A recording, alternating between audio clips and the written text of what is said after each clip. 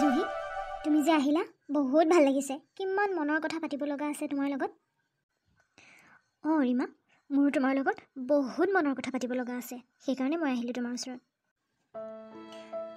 আমাৰ স্কুল কলেজৰ দিনবিলাক ইমান ধুনীয়া আছিল ন, ইমান টেনশ্যন ফ্ৰী আছিলোঁ আমি। তেতিয়া ভাবিছিলোঁ কেতিয়া ডাঙৰ হ'ম, আৰু এতিয়া যেতিয়া ডাঙৰ হ'লোঁ, দায়িত্ববোৰ বাঢ়িল, জীৱনটো যেন কিবা হতাশাত ডুবাৰ নিচিনা লগা হৈছে। এক ছেকেণ্ড ঘৰত থাকিব মন নাযায় জানানে। ঘৰত থাকি অকণমান শান্তি লাগিলেও যে গাঁওখনত চুবুৰীটোত থাকিবলৈ একদম যেন ঘুটান ফিল হৈছে জানানে। এনেকুৱা লাগে কোনোবা ৰুম এটাত মোক বন্ধ কৰি থৈছে আৰু তাত মই উশাহ ল'ব পৰা নাই, এনেকুৱা লাগে। গম পাইছা ৰীমা, আচলতে এতিয়া মোৰ এনেকুৱা লাগে শিক্ষাটো অকণমান বেছি ল'লে বেছিকৈ জীৱনটো কষ্টকৰহে হয় নেকি। তাতকৈ এই যেনে তেনে স্কুলটো পাছ কৰি মাহঁতে চাই দিয়া ল'ৰা এটা লৈ বিয়া হৈ যোৱাই সুখী নেকি। জুহি, মই এতিয়া যিমানখিনি অভিজ্ঞতাৰ পৰা গম পালোঁ। কিয় পঢ়িছিলোঁ?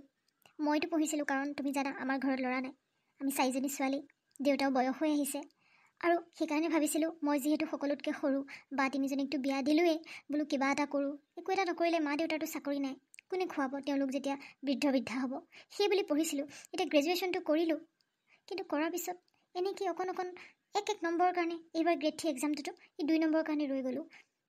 মাজতে সেয়া তোমাৰ হেল্থৰ এক্সাম দিলোঁ, তাততো আৰু চব আৰু গম পোৱাই, আৰু তাত মেৰিট লিষ্টৰ ওপৰত কোনো কাম নাই, মেৰিটৰ ওপৰত কোনো কাম নাই। মই জনাত একমাত্ৰ সেই শিক্ষা বিভাগটোৱে আছে নেকি য'ত অকণমান কম এইবিলাক কাৰাপশ্যন কম চলে, কিন্তু বাকীবিলাকত টকা পইচা দিবলৈও আমাৰ একো সামৰ্থ্য নাই। চৰকাৰে দিছে বাৰু, নিকাকৈ বহুত দিছে, নকওঁ দেই, কিন্তু তাৰ মাজতো এই কিছুমান মাজৰ মানুহে বস্তুটোত আকৌ দুৰ্নীতি ভৰাই আছে নহয়। বাৰু যি কি নহওক, বেলেগক দুখ দিনো কি কৰিম, নিজৰে চাগে পঢ়া শুনা কম হৈছে, নহ'লেনো আৰু এতিয়া এই 26 বছৰ বয়সলৈকে চাকৰি এটা নোলোৱাকৈ থাকিলোঁ হয়নে। আৰু ময়ো জানো তোমাৰ মোৰ ছেইম কণ্ডিশ্যন, কিন্তু জুহি তোমাৰতো অন্ততঃ ঘৰত এটা দাদা আছে ন, আৰু দাদাৰো চাকৰি আছে মই শুনামতে, দাদাইতো ঘৰখন চাব পাৰিব, তো তোমাৰ সেইফালৰ পৰা অকণমান টেনশ্যনটো কম। কিন্তু মই ভাবা মা দেউতাৰ সৈতে এতিয়া মই অকলে ঘৰত, সকলো মোৰ ওপৰতে দায়িত্ব, গম পাইছানে। নহয় ৰীমা, মোৰ ছিটুৱেশ্যনটো আৰু বেছি কমপ্লিকেটেড। কিয় জানানে, তুমি অন্ততঃ ঘৰত অকলে আছা হয়নে, তুমি কিবা এটা কৰিলেও নকৰিলেও মা দেউতাৰ বাবে চকু দিয়া কোনো নাই। কিন্তু জানা, মই কিন্তু গছিপ কৰা নাই দেই, কিন্তু তুমি জানা মই তোমাক সকলো কথা কওঁ, মোৰ ভাল বেয়া সকলো কথা কওঁ। এইবিলাক কথা কিন্তু মই বেলেগক কেতিয়াও কোৱা নাই দেই, কাৰণ ঘৰৰ কথা মই তেনেকৈ বেলেগৰ পৰা জানিবও নোখোজোঁ, সুধিবও নিবিচাৰোঁ। কিন্তু তুমি যিহেতু মোক সকলো কথা কৈছা, সেইকাৰণে মই মোৰ কথাখিনি কৈছোঁ।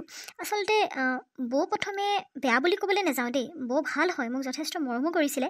কিন্তু গ্ৰেজুৱেশ্যনটো কৰাৰ পিছত ধৰি লোৱা 3-4 বছৰ মই স্কুলত সোমাই আছিলোঁ ন, তো তাৰপিছত আৰু তেনেকৈ স্কুলখনো প্ৰাইভেট আছিলে, বন্ধ হৈ গ'ল। তেতিয়াৰ পৰা ধৰি লোৱা 2-3 বছৰ মই ঘৰতে এনেই আছোঁ, 2-এটা টিউশ্যন কৰোঁ।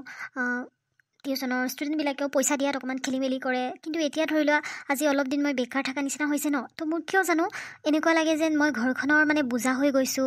আৰু দেউতা মাও ধৰি লোৱা বয়স হৈ আহিছে, আৰু দাদাও এটা চাকৰি হয় এতিয়া ঘৰত, আৰু ভতিজাটোও জন্ম হৈছে, তাৰ কাৰণেও খৰচ পাতি থাকে ন। তো কিয় জানো অলপ দিনৰ পৰা মোৰ এনেকুৱা অনুভৱ হয় মোৰ প্ৰতি যেন বৌৰো মৰমটো কমি গৈছে, বুজি পাইছানে। আৰু হ'বও দিয়াচোন, কিমাননো আৰু দাদাই ইনকাম কৰাকৈ খাই থাকিম, ছোৱালী যিহেতু ইটো সিটো খৰচো আছে। গতিকে মই বৌক দুখ দিব নাযাওঁ দেই, চাগে বৌ জেগাত হোৱা হয় ময়ো এনেকুৱাই কৰিলোঁ হয় নেকি। টোটেলি মোৰ ঘৰখনত প্ৰতিটো বস্তুতে এনেকুৱা লাগে যেন মই বোজা হৈ আছোঁ, বুজি পাইছানে। কিবা এটা কৰিব লাগিব ৰে ৰীমা, এনেকৈ নহয় আৰু। একদম ভাঙি গৈছোঁ জানানে। এনি টাইম মাইণ্ডটো ডিপ্ৰেছ থাকে, কি ক'ম কেনেকৈ বুজাম। আৰু তাতকৈ ডাঙৰ কথাটো কি জানা, ক'ততো গৈ ভাল নালাগে, কিয় কোৱাচোন। য'তে যাওঁ এফালে বিয়াৰ কথা, আৰু এফালে সুধিব তুমি এতিয়া কি কৰি আছা। আৰে একো নকৰাকৈ কি মাৰ ঘৰত থাকিব নোৱাৰোঁ নেকি, কিবা কৰিলেহে কি থাকিব পাৰোঁ নেকি। কৰিতো আছোঁ ন, মাজতে চোৱা না, সেই মোৰো প্ৰিলিমছটো APSC প্ৰিলিমছটো যেনে তেনে পাৰ কৰিলোঁ, মেইনছত গৈ পেলাই ৰখি গ'লোঁ। নিজৰে বাৰু কম হৈ আছে পঢ়া, একদম মই কৈছোঁ ন, মোৰ এক ছেকেণ্ড তোমাৰ মোৰ ছেইম কণ্ডিশ্যন। আৰু সেইকাৰণে তোমাৰ লগত থাকিলে অকণমান এনেকুৱা লাগে নাই মোৰ নিচিনা আৰু কোনোবা আছে, অকণ সাহস পাওঁ জানানে মই। আচলতে কি জানা জুহি, মই যিমানখিনি জানো তোমাৰ আৰু মোৰ যিটো কণ্ডিশ্যন হৈ আছে, এইটো 80% আমাৰ নিচিনা যুৱক যুৱতীৰে হৈ আছে, অকল তোমাৰ আৰু মোৰেই নহয়, বুজি পাইছা। প্ৰায়বিলাকেই এনেকুৱা ছিটুৱেশ্যনত আছে। এতিয়া ফৰ এক্সাম্পল মোৰ লগৰ তোমাৰ ৰাজ আৰু এইফালে প্ৰীতম তো ইহঁত দুটাতো আমাৰ ভাল ফ্ৰেণ্ড ন, কলেজৰ দিনৰ পৰাই। তো ইহঁতৰ যে আৰু ক্ৰিটিকেল ছিটুৱেশ্যন, বুজি পাইছানে। ৰাজৰ এইফালে ঘৰত মা বহুত বেমাৰ, দেউতাৰো গাটো ভাল নাথাকে, ৰাজৰ দেউতাকৰ। ইফালে ভনীয়েকক বিয়া দিব লাগে তাৰপাছত বাইকক বিয়া দি উঠিছে, গোটেই ঘৰৰ খৰচ, বেমাৰ আজাৰ চব ৰাজৰ ওপৰত। সি মানুহটো ভাঙি গৈছেগৈ। সি মাজতে সেয়া তোমাৰ SI ৰিটেনত পাছ কৰিলে নহয় তাৰপিছত হ'লে কি হ'ব এতিয়া ৰানিঙৰ কাৰণে কি দৌৰিবলৈ সময় নাপায় ৰাতিপুৱা সি হাল বাবলৈ যায় গৰু লৈ পেলাই খেতি নকৰিলেও চলিবলৈ উপায় নাই তাৰপিছত আকৌ এইফালে প্ৰীতম তাৰ কথানো কি ক'বা বিয়া পাতিলে বেচেৰা পাতি পেলাই এতিয়া শুনিছোঁ ঘনীয়েক বোলে গুচি গ'ল চাকৰি তাকৰি নোহোৱাৰ কাৰণে অভাৱ পাই পেলাই এতিয়া সিও মদ খাব ল'লে কেইদিনমানৰ পিছতে মদ খাই এতিয়া গোটেইটো অৱস্থা নাই মাজতে সেয়া বোলে কিবা TB বেমাৰ নে কি হৈছে বেয়া লাগে জানা ইমান কম বয়সত এনেকুৱা কাক দুখ দিম কি কৰিম মানে একো মানে কয় ন মানে উত্তৰহীন প্ৰশ্ন এটাত মানে আমি পৰি আছোঁ বুজি পাইছা গতিকে মই ভাবোঁ আমি কিবা এটা সমাধান উলিয়াব লাগিব এনেকৈ মন মাৰি থকাতকৈ তাৰমানে এনেকৈ ছাফোকেশ্যনত ডুবি থকাতকৈ ন আমি কিবা এটা উপায় বিচাৰিব লাগিব কিবা এটা স্বাধীন ব্যৱসায়তো আমি কৰিব পাৰোঁ ন কেৱল মানে চাকৰি চিন্তা নকৰোঁ তাকে ৰীমা এই কথাটো ময়ো নাভাবা নহয় কাৰণ চাকৰি এটা লাগে চৰকাৰী চাকৰি এটা লাগে ন নালাগা নহয় কিন্তু চাকৰিৰ তুলনাত কিমান আনএমপ্লয়ড আমাৰ নিচিনা যুৱক যুৱতীসকল আছে ন চবৰ কাৰণে চাকৰিটো পচিবল নহয় আৰু চাকৰি নাপালোঁ বুলি কি আমি এনেকৈ বেকাৰে থাকিম নেকি গতিকে ৰীমা ময়ো কিন্তু এই কথাটো পাতিবলৈকে তোমাৰ লগত মেইনলি আজি আহিছিলোঁ তো কিয়নো আমি আমাৰ যোনটো গ্ৰুপ আছে আমাৰ ধৰি লোৱা গ্ৰেজুৱেশ্যনৰখিনিয়ে নাই কমেও 30-40 জন এতিয়াও আছে যি আমাৰ নিচিনা আনএমপ্লয়ড তো আমি সকলোৱে মিলি পাৰ্টনাৰশ্বিপত যদি কিছুমান কাম কৰোঁ বহুত ধৰণৰ উপায় আছে যেনেকৈ আমি কিবা হাঁহ কুকুৰাৰ ফাৰ্ম খুলিব পাৰোঁ আমি কিবা ছাগলীৰ ফাৰ্ম খুলিব পাৰোঁ হয়নে ইফালে তোমাৰ আজিকালি বেকাৰীবিলাক মানে কেক বনোৱা বিস্কিট বনোৱা এইবিলাকো মানে সকলো কাম পাৰ্টনাৰশ্বিপত কৰিলে ন বেছি ইজি হৈ যায় আৰু আজিকালিতো বিভিন্ন ধৰণৰ লোনবিলাকো পোৱা যায় ন পইচা পাতিৰ কাৰণে প্ৰথমে অলপ কষ্ট হ'ব পাৰিলে ঘৰৰ পৰাও দুই এটা সহায় ল'ব লাগিব তাৰপিছত আমি কিছুমান পিঠা পনা বনোৱা এনেকুৱা ব্যৱসায় পিঠাবোৰ পেকেটিং কৰি পেলাই বাহিৰলৈ মানে পঠিওৱা হয় তো এনেকুৱা ধৰণৰ বহুত কাম আছে যিবিলাক আমি কৰিব পাৰোঁ বুজি পাইছানে গতিকে আমি এটা কাম কৰোঁ দিয়া আমি এটা গেট টুগেডাৰ ৰাখোঁ জুমতে অনলাইন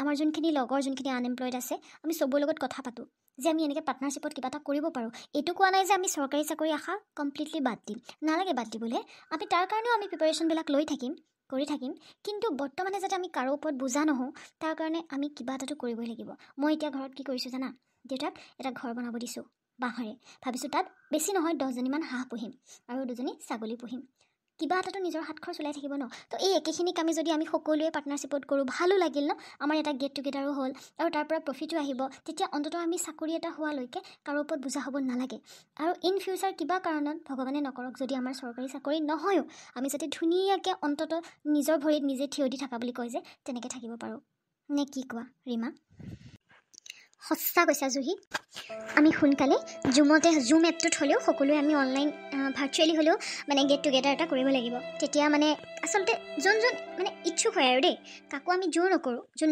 ইচ্ছুক হয় যে আমাৰ নিচিনা কিবা এটা কৰিব বিচাৰে হয়নে আৰু আজিকালি গোটবিলাকতো লোন পোৱা যায় ন আৰু আমি দুজনীতো গোটত আছোৱেই গতিকে তেনেকৈ কিবা এটা লোন লৈ পেলাই আমি কামবিলাক এটা পাৰ্টিকুলাৰ প্লেচ চাই পেলাই আমি কৰিব লাগিব হয়নে এনেকৈ বহি থাকিলে নহ'ব আৰু এটা কথা জুহি ৰ'বা এইখিনিতে তোমাক মই আৰু এটা কথা কওঁ টুইন কাপ বুলি এটা এপ আছে কাৰ্টুন এপ য'ত তুমি কাৰ্টুনৰ জৰিয়তে কিছুমান ষ্টৰি দি তাৰ পৰাও ইনকাম কৰিব পাৰা আৰু আপোনালোক সকলোকে আজি মই এই ভিডিঅ'টিৰ জৰিয়তে ক'বলৈ খুজিছোঁ আপোনালোক মানে যিখিনি আমাৰ এজত আছে তাৰমানে কয় ন শিক্ষিত নিবনুৱাৰ এজত আছে বা সেইটো ষ্টেজত আছে আপোনালোকক ময়ো অনুৰোধ কৰিছোঁ যে ডিপ্ৰেশ্যনত নাযাব সমস্যাৰ সমাধান ডিপ্ৰেশ্যন নহয় সমস্যাৰ সমাধান হৈছে আমি সাহসেৰে কাম লোৱা ধৈৰ্যৰে কাম লোৱা আৰু নিজৰ বুদ্ধিমত্তা বিবেকেৰে কাম কৰা আৰু পৰিশ্ৰমটো কৰিবই লাগিব গতিকে চাকৰিয়ে জীৱনৰ শেষ পৰ্যায় নহয় আমি এৰিও দিব নালাগে চৰকাৰী চাকৰি এটা পোৱাৰ সকলোৰে হেঁপাহ থাকে সকলোৰে সপোন থাকে আমি সেইটো কৰি যাব লাগে কিন্তু আমি কেতিয়াও গিভ আপ কৰিব নালাগে যে নাই মই আৰু নোৱাৰিছোঁ একদম সঁচা কথা কৈছা ৰীমা এইকাৰণে তোমাৰ ওচৰত আহি ভাল লাগে তুমি ছোৱালীজনী বহুত মটিভেটিং হয় জানানে